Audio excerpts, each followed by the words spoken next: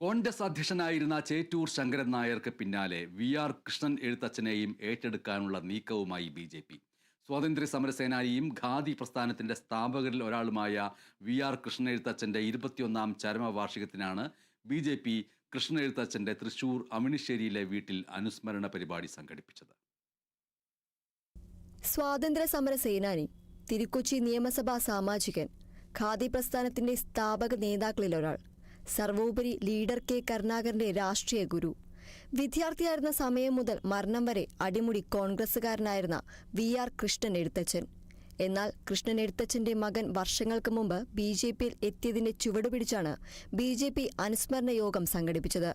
BJP. സംസ്ഥാന vice president ശോഭ സുരേന്ദ്രനാണ് യോഗം ഉദ്ഘാടനം ചെയ്തത്.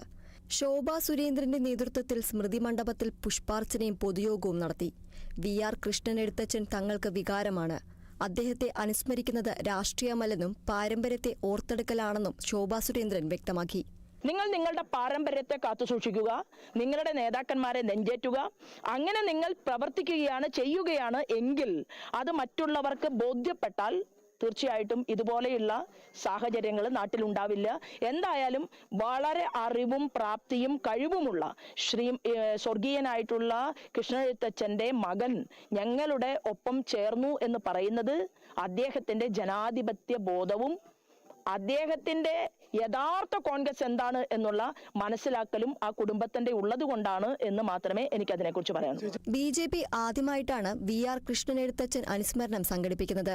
വി.ആർ. കൃഷ്ണൻ എഴുത്തച്ഛന്റെ മകൻ ജയഗോവിന്ദനും കുടുംബവും മുമ്പ് ബി.ജെ.പിയിൽ ചേർന്നിരുന്നു.